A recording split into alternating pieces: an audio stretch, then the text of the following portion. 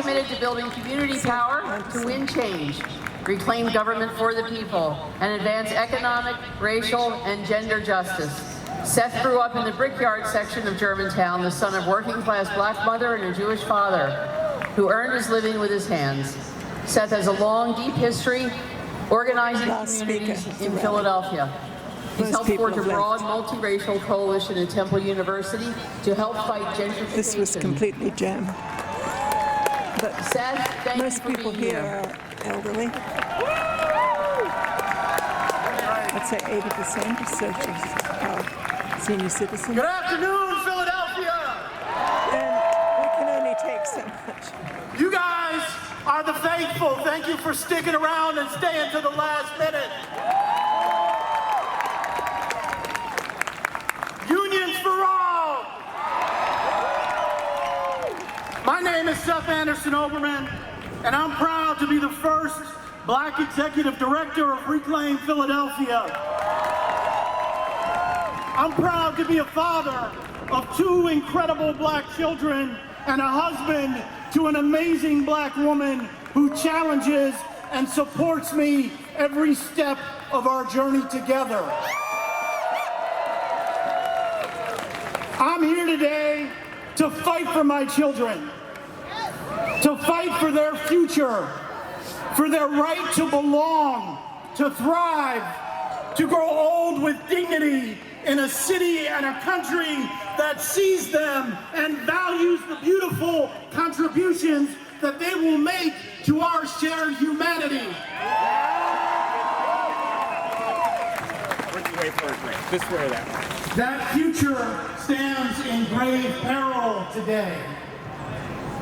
For today we gather with one message that must echo from every corner of this nation. Hands off our people. Hands off our schools. Hands off our housing. Hands off our public transit. Our libraries.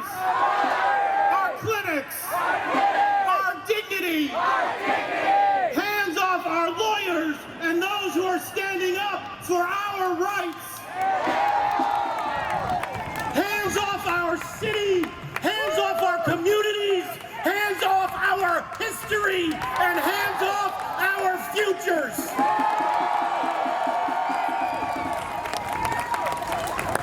Because make no mistake, what we are facing now is a full-on assault from the billionaire class, led by Donald Trump, Elon Musk, and a growing fascist movement that wants to turn this country into a playground for the rich and a work camp for the rest of us. They're slashing Medicaid and SNAP, funding for housing and education. They're attacking science and destroying our planet, laying off federal workers by the tens of thousands. They are coming for all of us. Elon Musk is no harmless tech bro. Fuck him. Fuck him.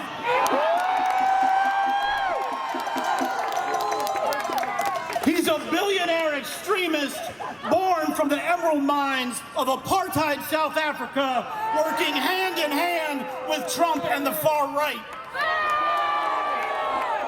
He's gutting public infrastructure, taking control of government data, commanding mass communication platforms to spew hatred and division, spread disinformation, and establish a mass communications infrastructure for fascist white supremacy. He's not here to innovate. He's here to dismantle, to turn public goods into private monopolies, to treat democracy like a failed startup and sell it to the highest bidder. They are buying every lever of government power. and using it to orchestrate a massive transfer of wealth upwards and to destroy the rest of us with no way to fight back. This isn't about budgets, it's about control. This is about building a future where billionaires rule exclusively, where the people are silenced, and where democracy dies. But let's be real, this didn't start with Trump, and it didn't happen overnight. And if we're going to figure out a solution, if we're going to get out of this mess, we need to accurately diagnose the problem so that we can take proper corrective action. All right, where are my scientists at? Y'all know a little bit about that, right? This moment is the result of 45 years of bipartisan betrayal. Reagan may have been elected in 1980, but since then, both parties have been operating under the same framework of trickle-down economics, tax cuts for the ultra-rich, paid for by privatization and cuts to education and social programs, corporate welfare and deregulation, endless war and militarism. While Reagan declared open season on union workers, it was Bill Clinton who championed NAFTA and shipped out good union jobs, leaving rust, blight, and human suffering in its wake. And when Reagan pushed the racist war on drugs, it was the Dems who passed the crime bill and expanded mass incarceration. Democrats voted for the Patriot Act, for endless war. They bailed out Wall Street in 2008, while black and brown homeowners lost everything. They stood by genocide in Gaza, and here at home, they've handed city after city to developers, cops, and corporations. Fascism isn't something that happens all at once.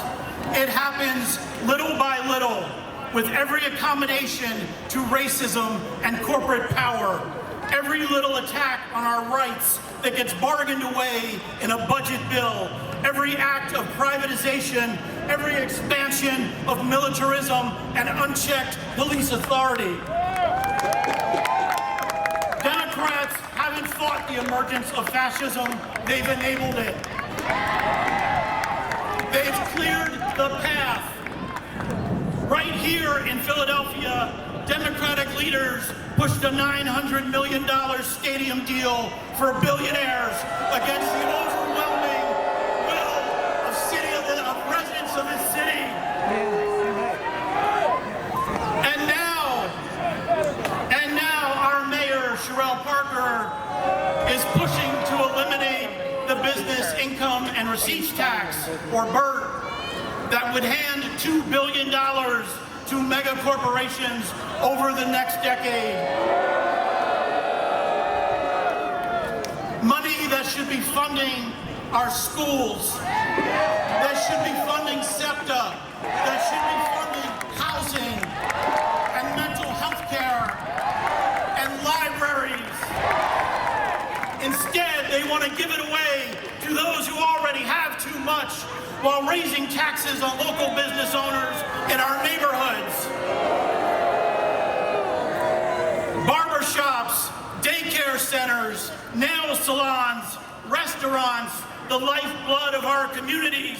And at the very moment when our federal funding is being eviscerated to pay for more tax cuts for billionaires, that's not a budget plan, it's a blueprint for abandonment, for more gentrification, and for community displacement. It's a guarantee of austerity budgets for years to come. We should be raising local taxes on big corporations to make them pay, to to make them pay their fair share and close the federal gap, not piling on. And now, Trump and his fascist movement are launching a full-scale attack on diversity, equity, and inclusion. DEI programs, affirmative action, and every hard-fought gain won by the civil rights movements. They want to erase our stories, erase our progress, erase the people who've led every push for a more just America. These attacks are not random. They are strategic, thought out, and part of a larger project of white supremacy. A project that seeks to rewrite history, rehabilitate slavers, and erase the truth that black people have been at the center of every movement to expand democracy in this country.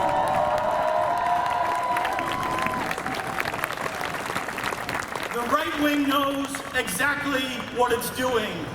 They understand that while white women have statistically benefited the most from affirmative action, it's anti-black racism that they use to destroy it. Because they know anti-blackness is the most effective wedge in a country that was born from the genocide of Native peoples and the anti-blackness of chattel slavery, Jim Crow, and legal discrimination. Anti-blackness always sells. If they can use it to undermine the rights of black folk, they can take everything from everyone else. Women, Latinos, Asians, immigrants, queer folk, veterans, those with disabilities, everyone who's fought to be a part of this country's promise. This is a calculated, strategic assault, and it's working. They're dismantling DEI offices. They're banning black history. They're silencing student groups. They're firing educators who dare to speak the truth. They want to scare us back into silence and obedience, but we have 3 words for them.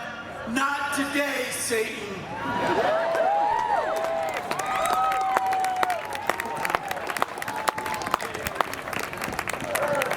That means if we're serious about building a multiracial, inclusive democracy, we must center the fight against anti-blackness in the efforts to build real unity.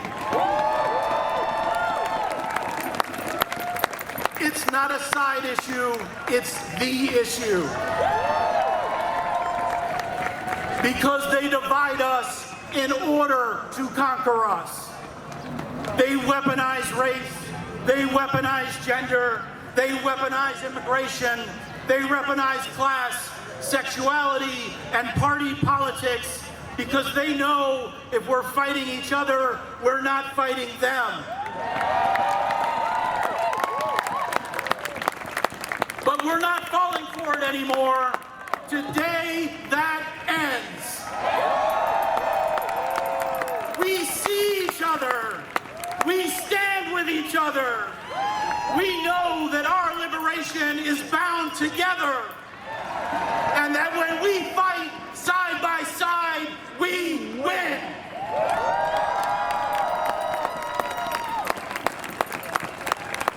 And when a party that's supposed to represent the people refuses to center that fight, when it compromises with white supremacy, when it serves Wall Street profits, tech billionaires, oil oligarchs, and hoarded wealth over people, that's how it loses its soul. When Democrats prioritize donors over voters, they don't stop fascism, they fuel it. They tell us to be patient, they tell us to be pragmatic, but what have we won? We've won more homelessness. We've won lead in our schools and buses that don't run. We've won heat waves and floods while billionaires plan for Mars.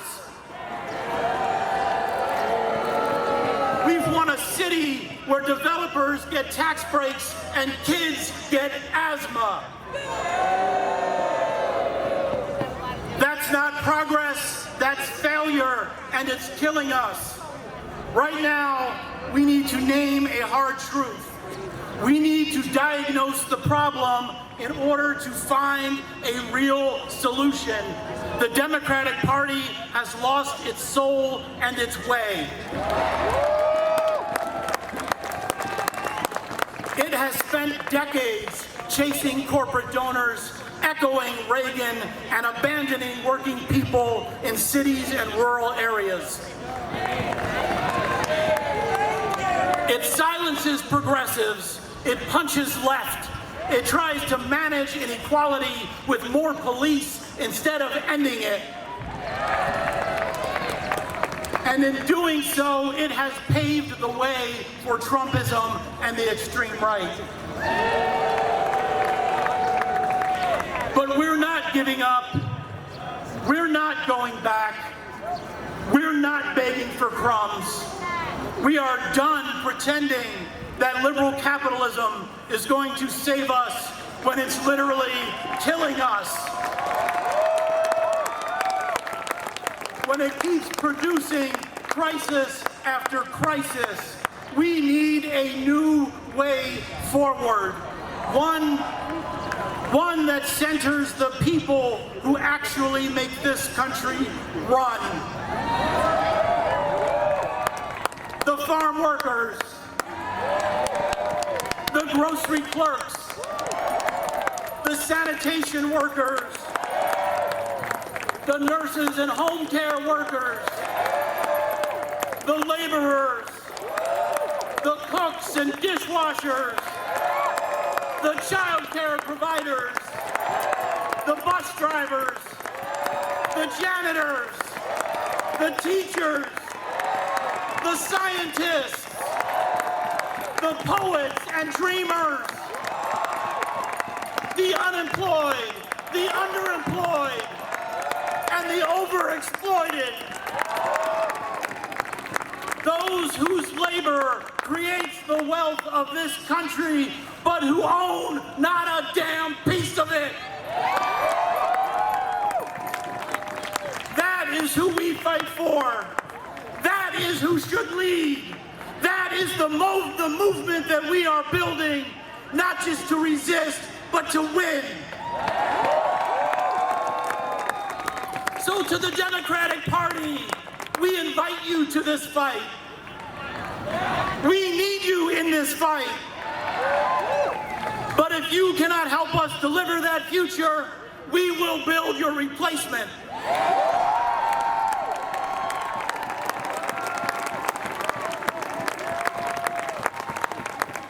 With joy, with clarity, and with the unstoppable power of people who know our own value and who believe in our ability to win justice for all of God's children.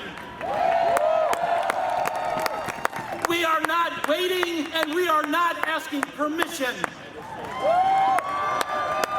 Because when we say hands off, we're not just saying no. We're saying yes to something better. Yes to our humanity. Yes to our solidarity. Yes to our dignity. Yes to peace. Yes to our planet. Yes to a future where power flows from the people and not from billionaires.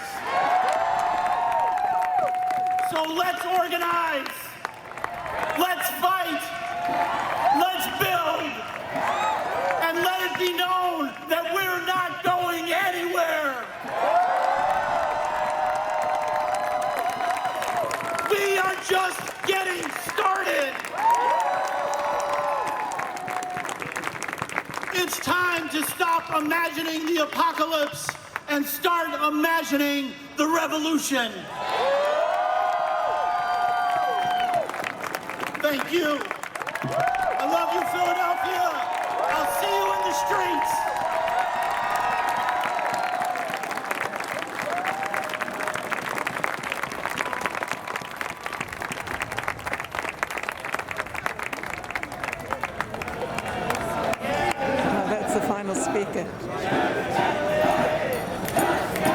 is great. All right. So it's getting late. I just want to say, none of us ever thought we would be here, having to protest all the time, marching in the streets like we have been, but here we are. Now this is our job. Because we're all here, we are all there is, as you've heard. We are all there is at this point. We are it. We must keep pushing back against this administration, which is destroying our democracy and our very country from the inside out.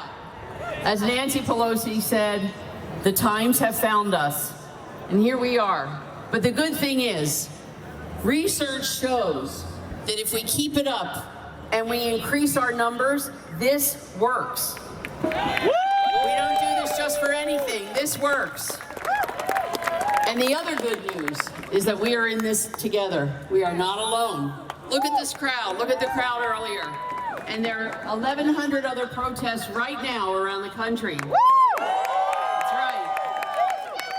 We are together to support each other, and we are together in protests. We are together in the work we need to do. And together we will stay strong and fight back against this dismantling of our country. We say, hands off. So what do? We take more action. If you haven't already, join an Indivisible group. You can join Indivisible Philadelphia, just go to indivisiblephiladelphia.com. If you're not in Philadelphia, go to indivisible.org. You find your group, put in your zip code, and the list of groups in your area will come up. And the last thing I'll say is keep making the calls. You've heard this from others. They really, really work. We know they work. Make the calls. Call your congresspeople, call your senators. Tell them how you expect them to vote. Tell them what you don't want to vote yes on. And when they do the right thing, call them and thank them. So they know you're watching. Even if you think it doesn't matter, still call, because they know you're on the beat. They know you're watching. And it's important for them to know that, because they're waiting for us, not the Democrats, but the Republicans are waiting for us to get tired and to just stay home and give up. We need to show them we are not giving up. All right, let's get the work done. Thank you for being here. Thank you for being with all